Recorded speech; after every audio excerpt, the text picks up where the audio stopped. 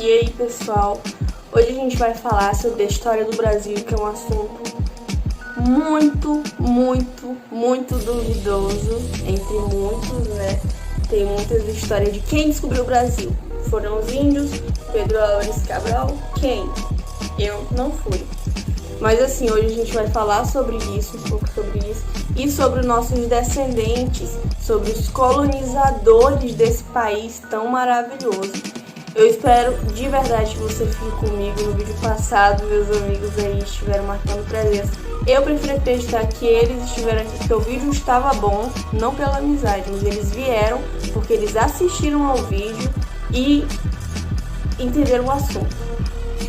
É bom acreditar no lado bom das pessoas. Então vamos lá, eu sei que um vídeo de 50 minutos é um pouco longo não, é muito longo, mas aqui a gente vai tirar todas as dúvidas que eu particularmente esclareci muitas dúvidas durante as pesquisas, que assim, eu achava uma coisa e no final era totalmente diferente. Então eu espero que vocês também fiquem aqui comigo para descobrir comigo, aprender comigo mais sobre a história do nosso maravilhoso país. História é a versão do passado que pessoas decidiram concordar.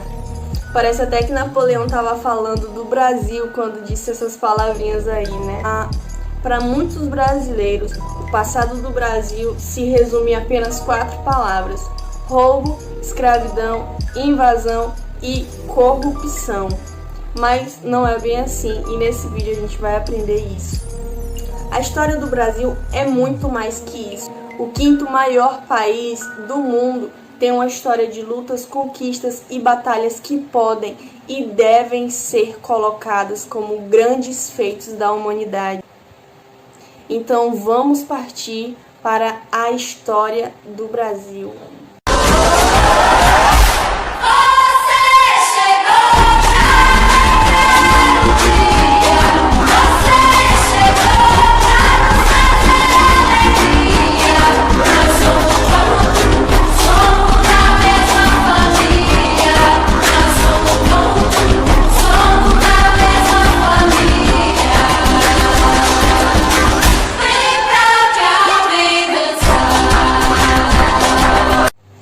O fato é que tem gente que acha que os nativos de um lugar, eles brotam do chão, mas essa seria até uma versão legal. Eu vou trazer aqui para vocês a verdadeira história dos nativos brasileiros. Mas a verdade é que os nativos do Brasil não são tão nativos do Brasil quanto a gente pensa. A história deles começa na Ásia, há uns 5.000 anos atrás ou mais. Eles saem de lá, passam por vários lugares até chegarem na América e começam a se espalhar no continente. Só que depois disso veio outra onda de índios e mais uma e mais uma. No total foram 4 ondas migratórias de nativos vindos da Ásia. E quando índios encontram índios, o que você acha que acontece? Seja bem-vindo, estrangeiro. Quanto à união, minha casa, sua casa. Que alegria! Não, não é isso que acontece. É bem diferente, é mais ou menos assim. Tá fazendo o que na minha terra, invasor? Eram centenas de tribos que falavam línguas diferentes, tinham culturas diferentes, as leis eram diferentes, eram nações diferentes, não tinha como dar certo. Tupinambás e os outros já eram bem de boa, como os guaranis e os tupiniquis. Ou seja, era treta para todo lado e muitas nações indígenas foram exterminadas nesse conflito todo aí. No território brasileiro inteiro, era no máximo 5 milhões de índios e eles ocupavam a área da costa atlântica, que era onde tinha rango. E assim eles viviam, comiam, brigavam e se espalhavam, até que surge Duarte Pacheco Pereira, o descobridor do Brasil. Deu choque, né? Quem é Duarte Pacheco Pereira? Descobridor do Brasil. Mentira, não é? É sim. Talvez você deve estar achando aí que eu tô doida. Meu Deus, a Clara errou. Para muitos, quem descobriu o Brasil foi Pedro Álvares Cabral. Para outros, foram os próprios índios. Mas eu vim esclarecer isso aqui agora, nesse vídeo.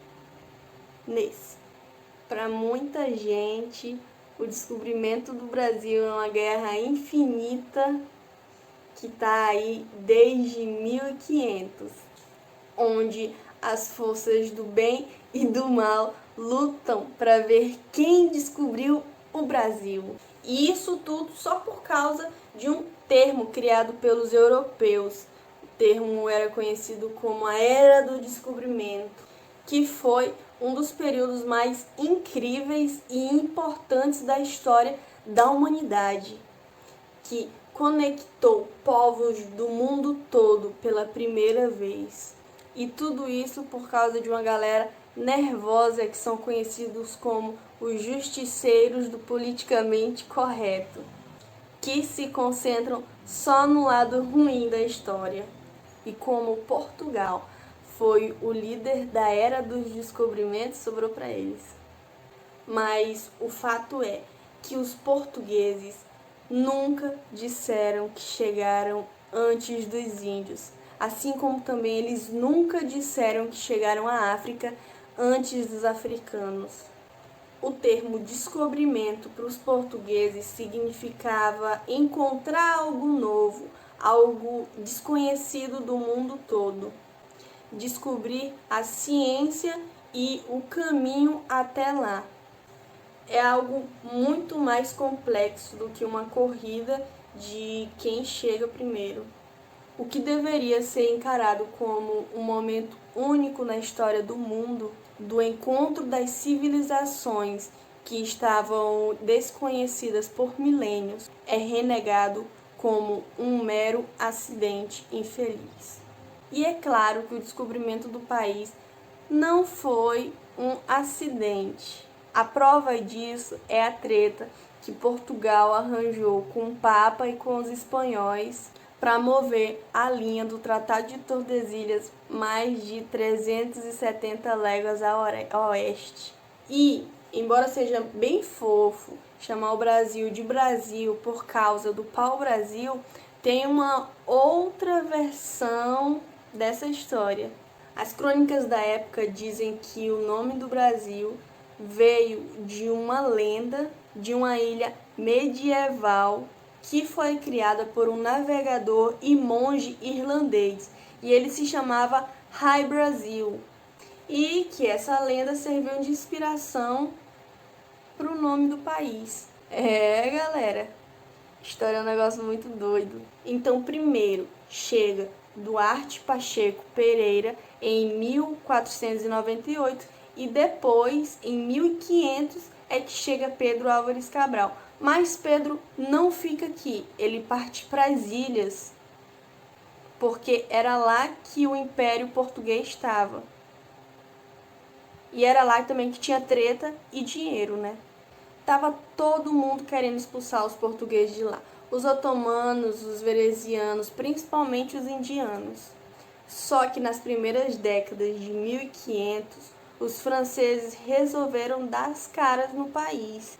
E isso deixou o rei Dom João III ficar loucão da vida. Por quê? Porque em Portugal só tinha 1 milhão de habitantes e tinha um império espalhado por todo o mundo. Então, em 1530, ele resolve criar as capitanias hereditárias e começar o processo de colonização do território. Mas quando o negócio não estava dando muito certo, ele resolve então unificar as capitanias e deixar com um único governo, o governo geral, que aí quem que foi o primeiro governador? Uma lenda chamada Tomé de Souza. E já que a gente passou meio que de raspão aí nesse assunto de colonização, dá pra gente fazer um breve comentário aqui, que quando é pra falar de colonização, começa uma outra guerra, é fato. Aí vem aquela história de que os ingleses eram bem melhores, que o Brasil seria uma Europa, uns Estados Unidos e blá blá blá blá. Só esse assunto daria 2 vídeos de 50 minutos. Mas como um tiro rápido, eu vou fazer um comentário bem breve. 48% dos colonizadores britânicos na Austrália eram degradados. Quem são os degradados? São bandidos exilados, bandidos que foram expulsos do seu país.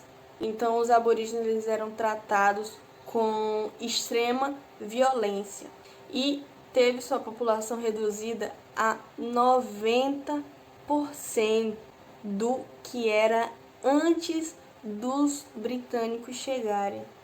No século 16 e 17, o Reino Unido ele era considerado uma nação atrasada no sentido tecnológico e cultural. E aí, para fechar, quando a Índia ficou sob o domínio do Império Britânico, a administração inglesa foi responsável pela morte de 30 milhões de indianos. Isso porque eles desviavam o dinheiro para a guerra. Suficiente, né? Também achei.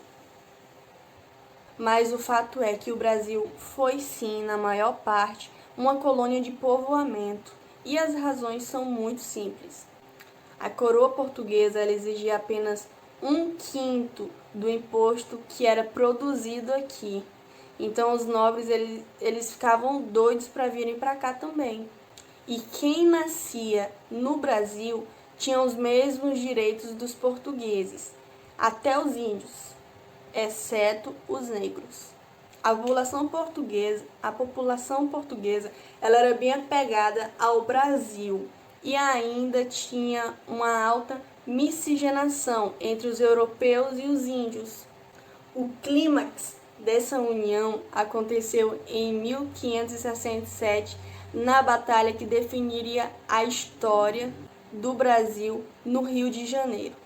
Portugueses liderados por Estácio de Sá e pelo chefe Araricóia derrotaram definitivamente a invasão dos franceses, sendo então a primeira grande batalha naval pelo país, onde índios e portugueses lutaram do mesmo lado, acabando com a França Antártica e fundando a cidade do Rio de Janeiro. E a treta rolava solta na Ásia, Índia e Europa, até que em 1630 o Brasil foi atacado pelos holandeses.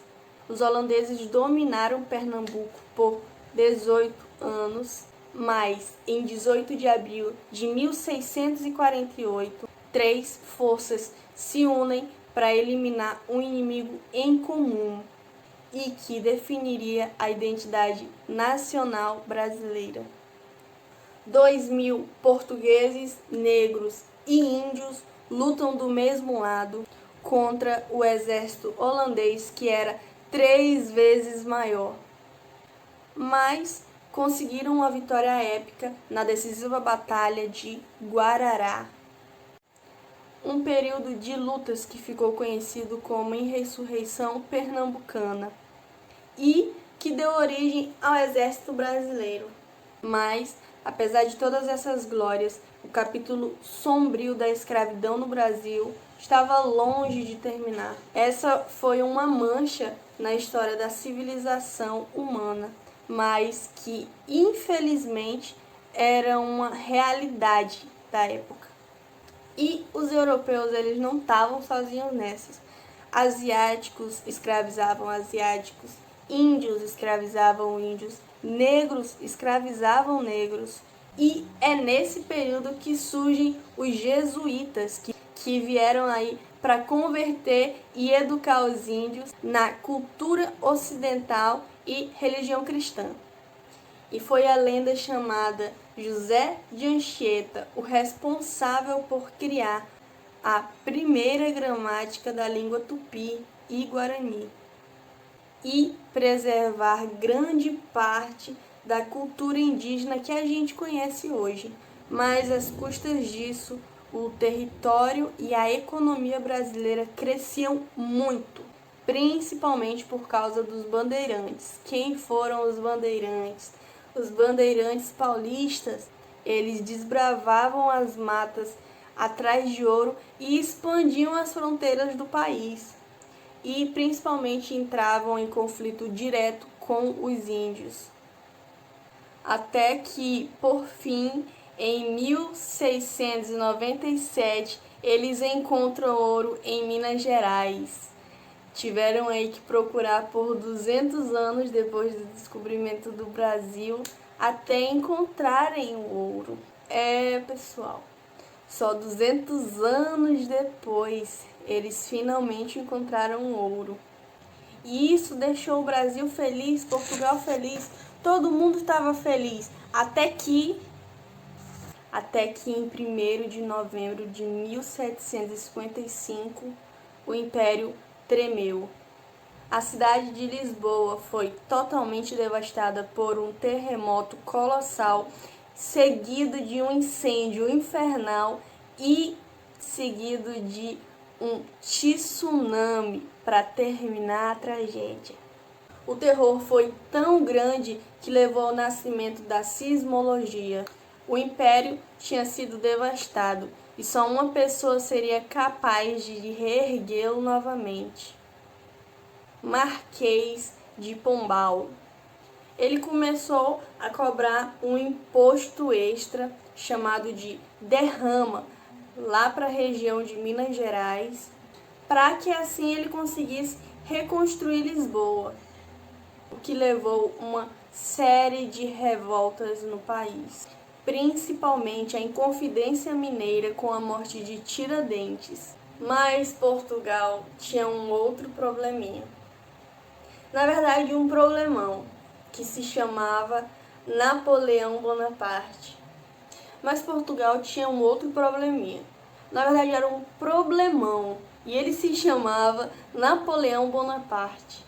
Ele já tinha conquistado a Europa Ocidental toda, só faltava Portugal. Então, Dom João VI, que ainda era príncipe regente, porque a sua mãe ainda estava viva, e também, além de viva, ela estava loucaça. Partiram os dois para o Brasil em 1807, deixando Portugal bem magoada. Então, depois que a Dona Maria morreu, finalmente ele se tornou rei. Mas não era um rei de um reino qualquer. Ele era o rei de um reino unido. O nosso Reino Unido. O Reino Unido de Portugal, Brasil e Algarves. Agora, Brasil e Portugal eram um só. E esse período marcou uma nova era da história desses dois países. E a capital desse gigante, quem seria? Rio de Janeiro, um verdadeiro boom cultural, econômico e social se espalharam pelo país. E agora estava totalmente aberto ao comércio liberal. Aqui surgiram as bases para a grande e influente nação que o Brasil se tornaria nas próximas décadas. Mas é claro que isso ia dar treta em Portugal, né? Enquanto o rei estava aqui, lá estava tendo uma treta louca, porque os moradores estavam revoltados, sentindo falta do rei, e criaram então a Revolução do Porto. Então, Dom João VI, ele retorna para Portugal, mas ele tem uma ideia genial. João vai, mas ele deixa ele, o seu bebê de 22 anos, o mito, a lenda, Dom Pedro I. E do seu lado está o rei dos magos brasileiro, José Bonifácio de Andrade Silva. Para impedir que a Revolução de Portugal afetasse o Brasil e quebrasse a nação em várias republiquetas, Dom Pedro I aceita o pedido do povo, fica e declara a independência do Brasil em 7 de setembro de 1822. O plano de Dom João VI, arquitetado por José Bonifácio e executado por Dom Pedro I, tem um final épico. O Brasil agora era uma nação independente, apoiada pelo povo que não precisou se sacrificar em um ideal de revolução sanguinária como na América. Só que não foi só uma nação que surgiu disso aí não, foi o Império do Brasil, com seu primeiro imperador, Dom Pedro I. Na época, a província da Cisplatina já pertencia ao Brasil. Só que depois da Guerra de Cisplatina, a região conseguiu sua independência em 1828 e mais tarde se tornou Uruguai. Só que 3 anos depois, sobre muita pressão brasileira e portuguesa, principalmente porque Dom Pedro tinha perdido na Guerra de Cisplatina e estava com ideais abolicionistas, como por exemplo, ele queria acabar com a escravidão. E aí os nobres não gostavam disso, os políticos não gostavam disso. Ele resolve abdicar do seu trono, volta para Portugal e resolve enfrentar seu irmão na Guerra Civil Portuguesa.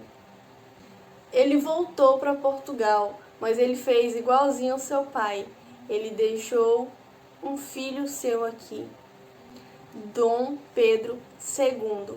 E sob a tutela de Bonifácio, Dom Pedro II, ele eleva o Império do Brasil a um dos mais respeitados, ricos e poderosos do Ocidente. É o período que a Enciclopédia Britânica chama de mais frutífero da história do Brasil, estabelecendo uma monarquia parlamentarista no Império. E foi sobre a liderança dele que o Brasil venceu o maior conflito da história da América do Sul, a Guerra de Paraguai, acabando com a influência e a tirania do ditador Solano Lopes no país.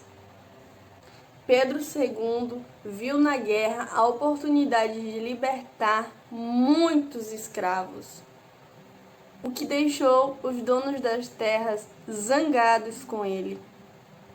Pedro então cria a Lei do Ventre Livre, onde todos os filhos dos escravos seriam livres, mas o ato final ficaria para sua filha, Princesa Isabel.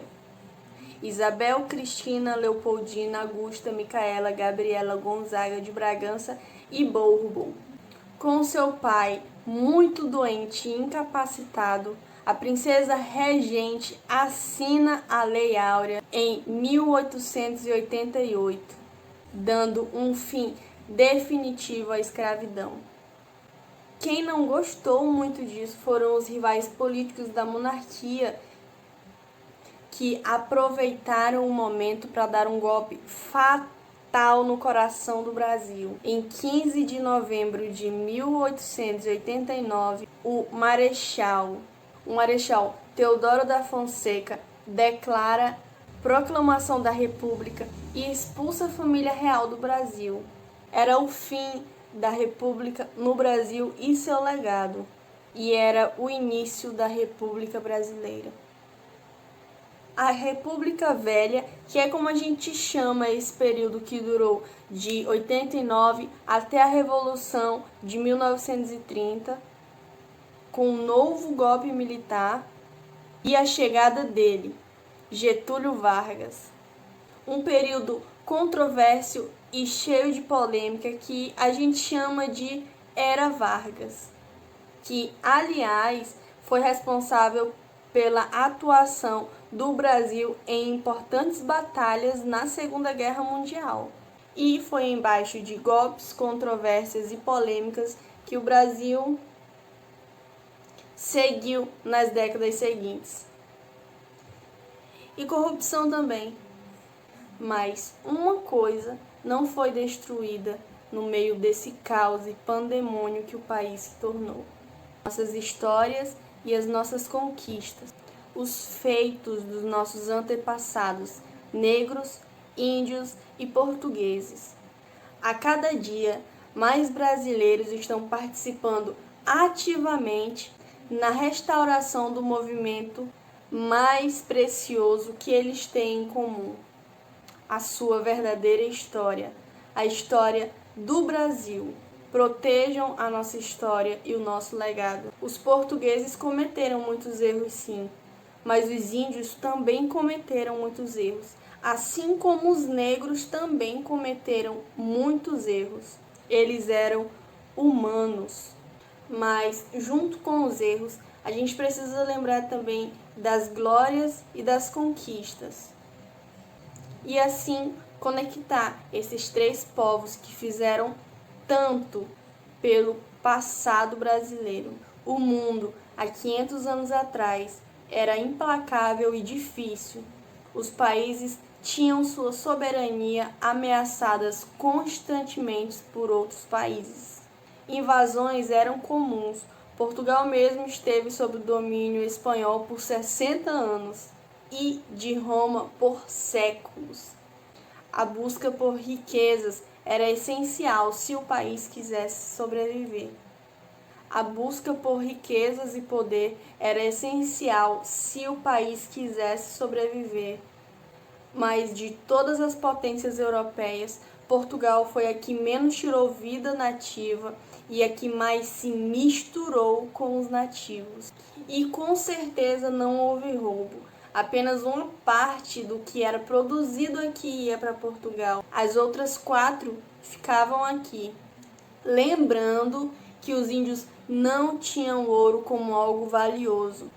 Uma flecha, com certeza, seria muito mais valioso do que uma pepita de ouro para eles.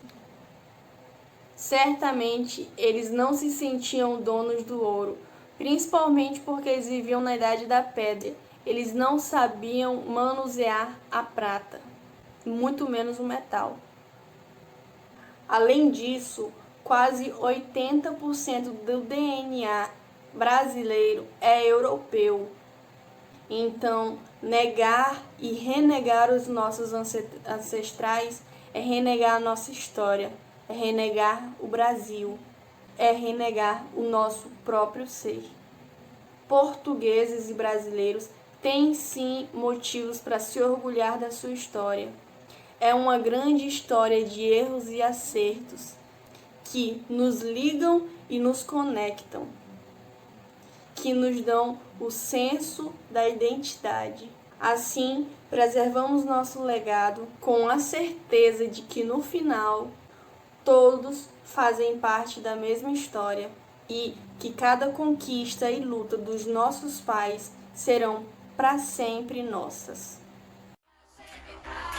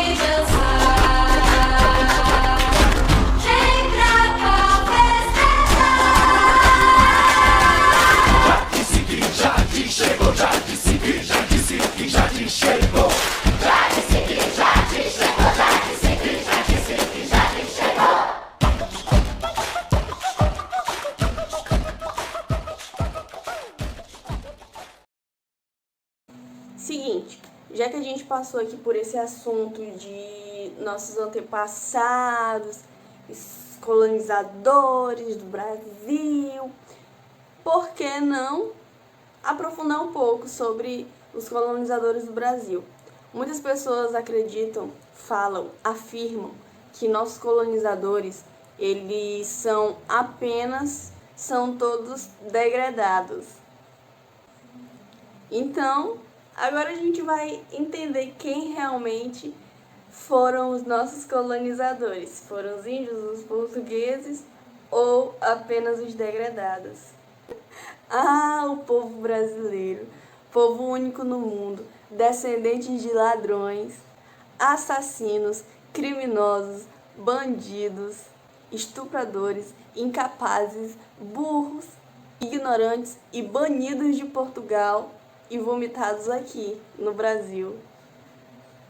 E por isso mesmo os brasileiros têm total liberdade para jogar as suas falhas e frustrações nos seus antepassados. E por isso mesmo os brasileiros têm total liberdade para jogar as suas frustrações nos seus antepassados europeus, que deixaram um legado tão medíocre. Eu estava aqui falando de história brasileira que eu vou preservar.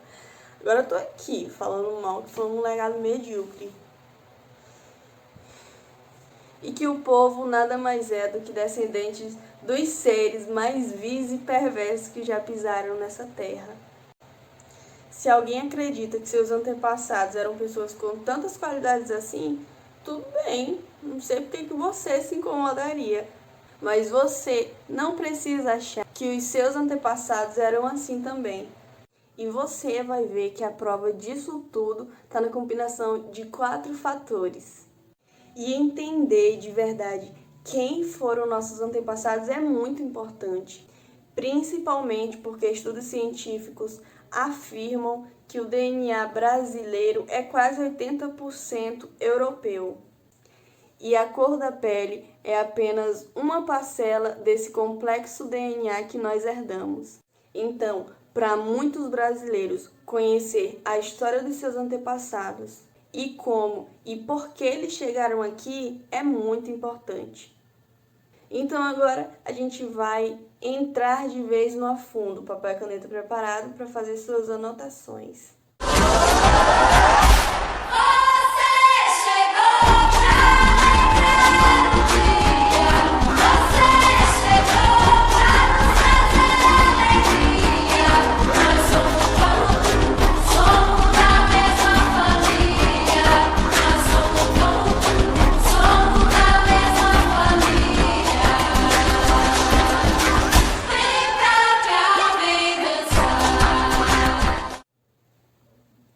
Então agora a gente vai entrar no assunto.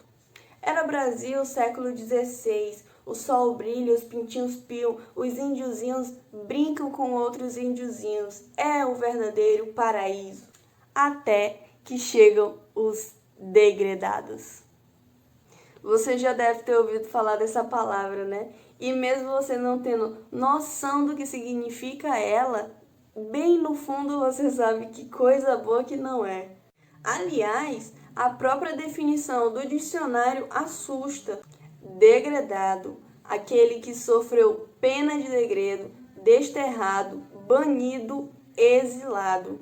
E para uma pessoa ser degradada, desterrada, banida, expulsa de um país para o outro, e nesse caso, no nosso Brasil, com certeza essa pessoa fez coisas terríveis e abomináveis, certo? Nem sempre, porque no ano de 1536 estava prestes a acontecer algo que mudaria a história do Brasil. Ou não. A Igreja Católica estava cobrando postura do Dom João III, porque o seu reino estava virando quase uma Sodoma e Gomorra. Então, para se redimir com a Igreja Católica, ele cria a Santa Inquisição, quer dizer, o Santo Ofício. Foi uma instituição da Igreja Católica que punia, acusava e perseguia, julgava e punia pessoas acusadas de cometer crimes considerados heréticos. Graças a isso, a colonização do Brasil teria um empurrãozinho. Então, por exemplo, se a pessoa era pego acusado de ser viciado em jogos de azar, degradado. Era feiticeiro ou bruxa, degradada. Era vagabundo, degradado também.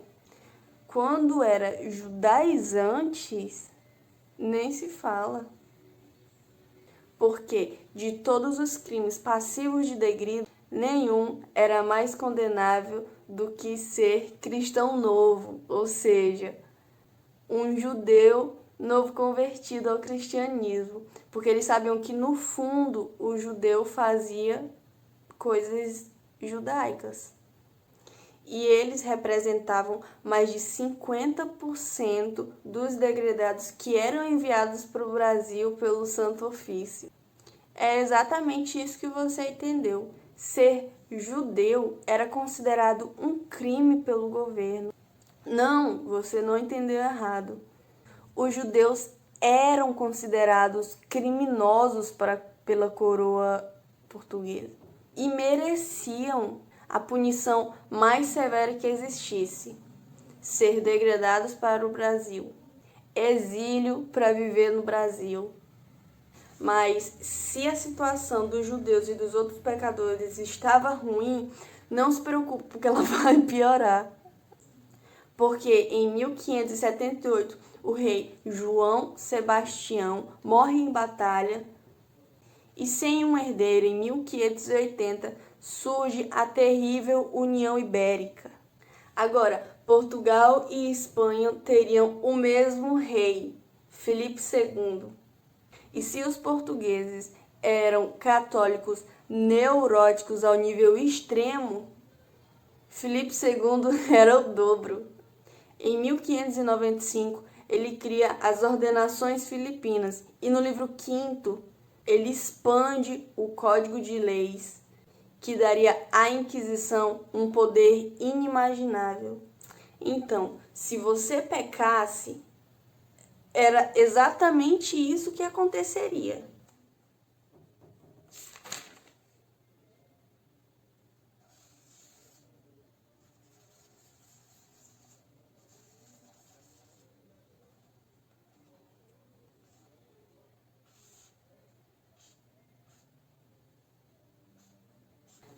Esse aqui foi pego tocando serenata para uma mulher no meio da noite, Senhor. Degradado. Essa aqui foi pega fazendo mexeriquice na praça. O que fazemos com ela, Senhor? Manda pro exílio. Essa freira fornicou. O que a gente faz? Degradada. Esse aqui foi o máximo que eu consegui chegar perto de uma freira, galera. Perdão. Pelo menos não me esforcei, né? Encontramos também esses bandidos falando mal do rei. O que fazemos com eles? Matei todos. Pouquíssimos crimes eram condenados à morte e a maioria era pro exílio. E a lista de crimes pro exílio não para por aí. Escrivão que não colocar selo real nas cartas, falsificadores, fornicar com primas ou irmãs, cafetões, fazer desafios, perturbar procissões, trancar uma porta por fora com gente dentro, xingar um oficial de justiça, fingir gravidez, molhar o pão antes de vender para ficar pesado, ajudar escravos a fugir, brigar na rua, ser vagabundo, jogar cartas falsificadas, passear com gados também. Todos que cometessem esses terríveis crimes eram exilados. A partir de 1536, o Brasil seria a nova casa para milhares de judeus. Então, aí está a prova de que o Brasil foi colonizado, sim, pelos mais vis, perversos e desprezíveis degradados de Portugal. Certo? Errado. E a matemática vai ajudar a colocar dentro do contexto da época. os ofícios mais completos dos estudos dos autos, da lista da fé do Conselho Geral do Santo Ofício e dos tribunais seculares portugueses do século XVI ao XVIII foram feitos por dois historiadores, o americano Timothy Coates e o brasileiro Geraldo Pieroni. Esses historiadores deixam claro os números desses degredados e do impacto deles na colonização brasileira. Se esse grupinho conseguisse colonizar todo o Brasil, minhas senhoras e meus senhores, eles mereceriam o prêmio Nobel de Mitagem. Nós chegamos a uma conclusão muito clara, muito eu. Os degredados criminosos constituíram uma parcela muito pequena de todo o processo de colonização. Eles chegaram em maior número a partir da metade do século XVI, mas depois disso, nos séculos XVII, XVIII e XIX, a proporção de degredados e da população brasileira era reduzida e que por isso mesmo dizer que o Brasil foi entregue nas mãos dos degredados ou que eles mesmos fizeram parte da maior força de colonização brasileira é no mínimo injusto, desonesto e incoerente. Então, com todas essas informações, a gente entende que o Brasil não foi colonizado por degredados e que, por isso mesmo, eles não foram os ancestrais definitivos do brasileiro e muito menos as mentes que construíram esse país.